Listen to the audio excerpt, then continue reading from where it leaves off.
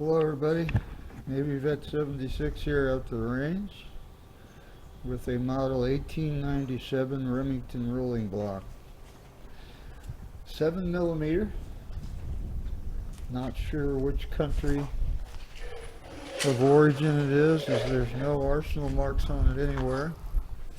Does have a bayonet lug. It's you can't, this thing won't focus. But it's got quite a few dates on here. It says Remington and all that, if you're familiar with the rolling blocks, and the last date on it is 1874.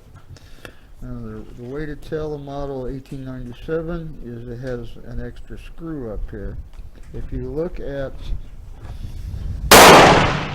my Uruguayan saddle ring carbine, it does not have the extra screw up here. This is the model 1902, and it has a faint cartouche on the stock, letting you know that this was a Uruguayan cavalry carbine.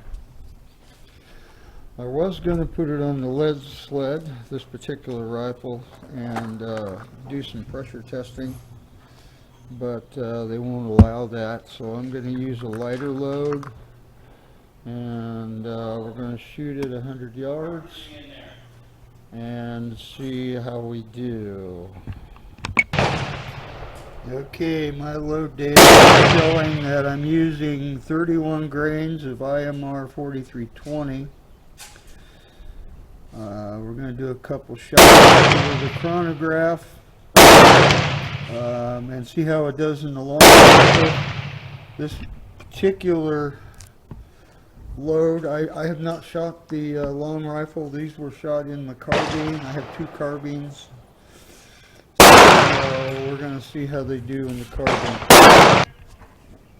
I meant we're going to see how they do in the long rifle, not the carbine. Okay, this is a 100 grain, flat bottom, soft point, full metal jacket. We're going to see how it does.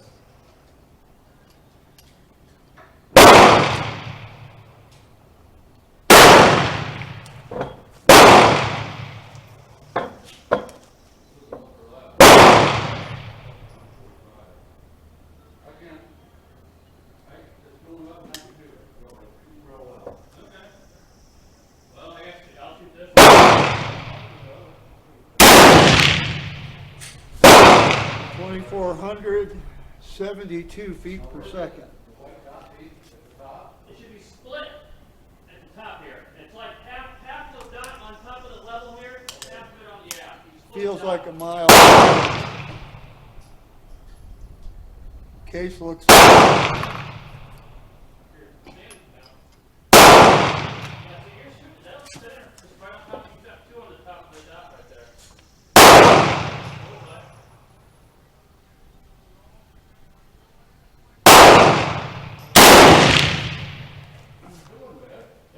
that one didn't read.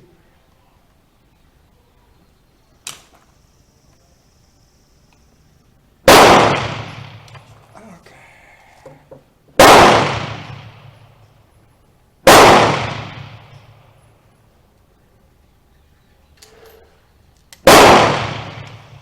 That one felt kind of hot.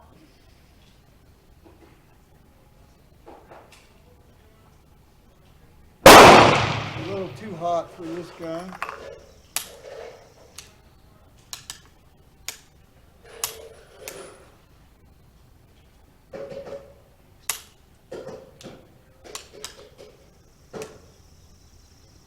I'm going to do one more. I don't know. These kind of sketchy. The action got a little stiff on me.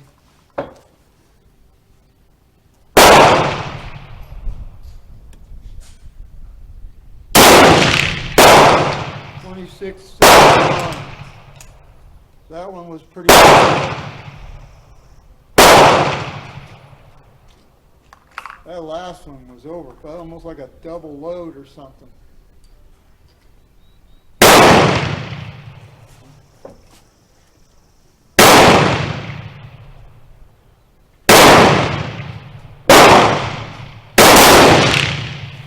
.26-40, and again with the kind of tight there.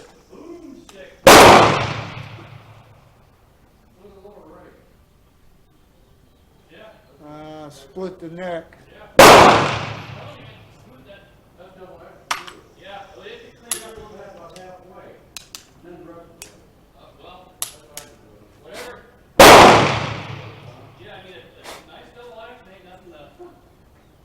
I don't know. I think I need to go with a lighter load. I think we'll do one more and call it a day with this rifle. What I need to do is get a box of the hardest primers. Like factory That one ammo. was 2107. And then bring those and then tune, buy 2 strain screws and tune It's it. really expanding the Just necks. off a little bit of that strain because that'll lighten up that double action pull even more. So the neck diameter is pretty thick. Looks like it split the neck again. Is it in the truck? Yeah, I don't think I'm going to shoot anymore with this. We're going to have to do some more work on this guy. Okay, let's try the carbine next. And so what I'm seeing is it jams the action and getting some overpressure on a couple of them, so I don't think I want to do any more loading on the long rifle until after I do a chamber cast, and we'll go from there. Okay, and there's my first 5 shots with the Remington Rolling Block long rifle, 150 grains bullet, flat bottom full metal jacket soft point bullet with 31 grains IMR 4320. You can see they're all over the place. My point of aim was the bullseye. So we're going to tape those up and then shoot the carbine. I got them taped so you can see where they're at. I don't think I'm going to shoot the long rifle again until I get a chamber cast done and have the action looked over, make sure we don't have any issues, because 2 of those shots I fired to the 5, they kind of jammed the action up a little bit and extraction was difficult. I know they have oversized chambers in them to begin with, but I haven't run into this issue with the model 1902 carbine, so there's some significant things I need to look at, and I know I need to drop the load down to lower pressure, as being one of them. I may take some 30-06 cases and resize them for 7mm. I might be able to get a thicker neck that way. That's some of the things I read online. We'll go from there on that and see how it goes. Okay, we got the Uruguayan saddle ring carbine next in 7mm, 7x57 mauser. I'm going to use the same load that I did in the long rifle. And then I'm going to try 180 grain ELD, which is probably a little too heavy for the carbine, but I just want to try it just to see what it does. This is the model 1902. I don't believe we're going to have as many problems with pressure as we did with the model 1897. So I think there'll be a significant drop in feet per second because of the really short barrel. So let's see how it does.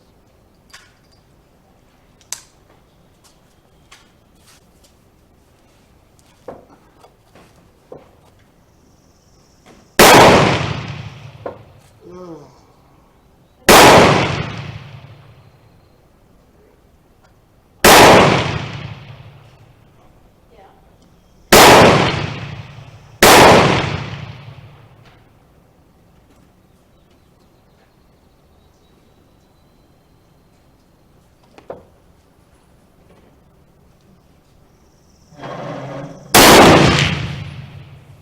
2,085 feet per second.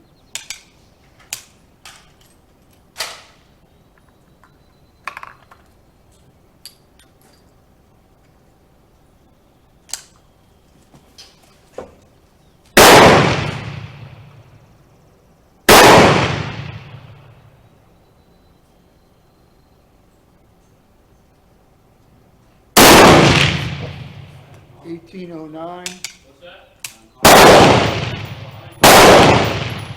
Where'd you shoot? Rapid jar. Oh.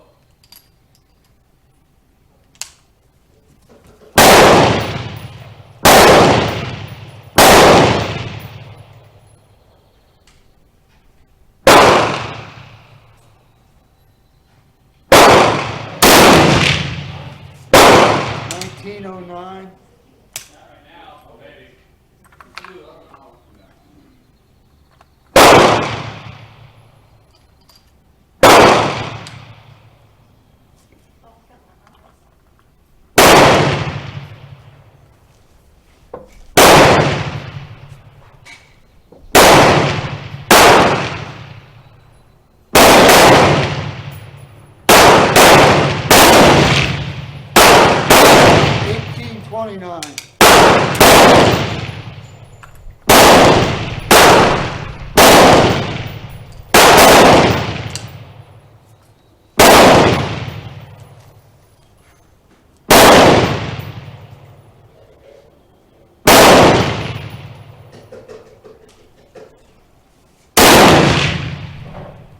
$18.14.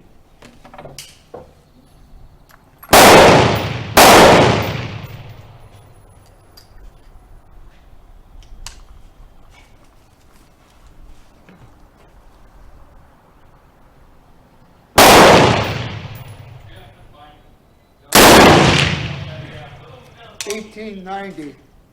All right, let's go down range and see how it did. One thing I don't like about this rifle is the really wide V-notch on the rear side. It's really hard to line up, for me anyway. I'm not a big fan of these on this rifle. It's the same with the Carcanos. They have that really wide V-notch, and it's difficult. I don't know what kind of group I'm going to get. I fired this gun before, but I don't remember what kind of grouping I got. So we're going to see how these worked out, and then we'll try the 180 grain ELDs. I do think that the 180 grain ELDs are going to be too big a bullet for this rifle, but you never know. Okay, there's my shots right up here. I imagine those two are mine as well. So the carbine groups. So that's the 150 grain bullets that I used in the long rifle. I'm going to tape these off. And I will say I had case neck failures on the carbine as well. What I've been reading about the 7mm is they have generous chambers, and the neck area also. I thought it was less pronounced in the model 1902. However, I don't recall. I mean, I've shot this gun before. I probably need to anneal my brass as well, but there was quite a significant swelling at the neck, so we know the necks are large. I'm going to try the 180 grain bullets, and then I'm going to move on to something else. All right, we're going to try the 180 grain ELDs. Yeah, I do. I'm using an H414, 35 grains. I don't think these bullets are going to work very well, but I can't shoot them in the long rifle. So let's see how they do.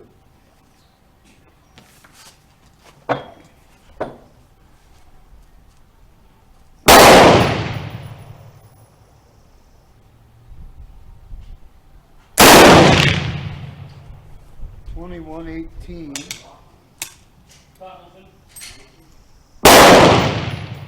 No real pressure signs.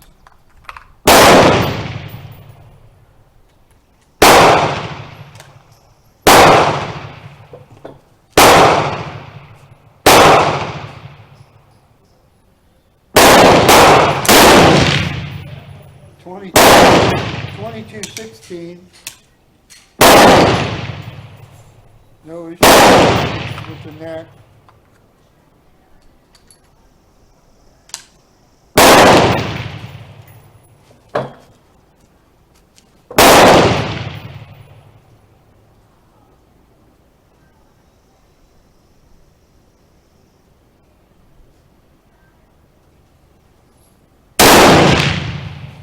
.2204.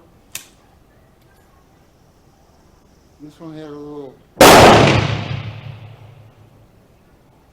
neck swelling. Didn't split though.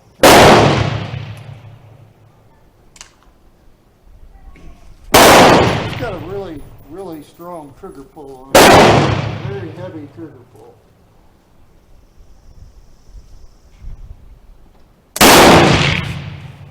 .2159. You all picked up? Again, nothing, no damage to the case. And one more. What? No, I didn't bring any. Did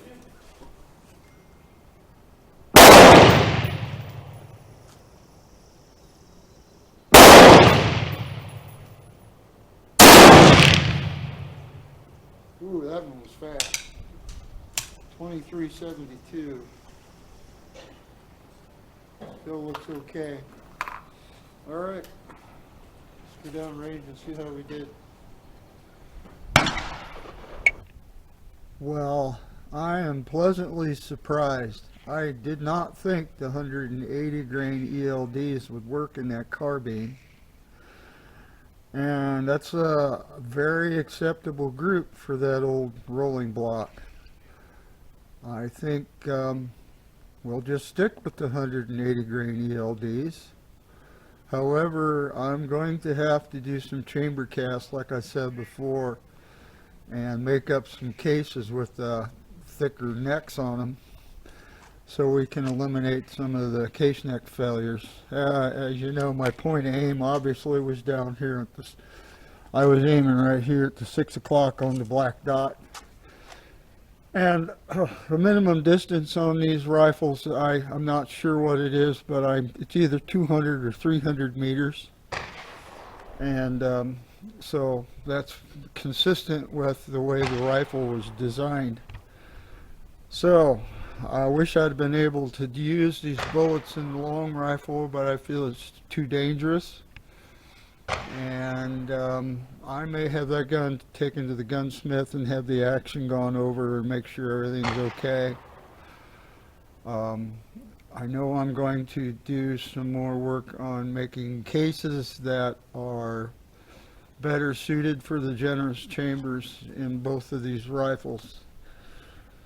Well, I hope you enjoyed this video on my Remington Rolling Blocks. I do have a 43 Mauser. I was going to bring that today, but I don't know. I got all week. I'm off for the week on vacation, so maybe I'll do a video on that later.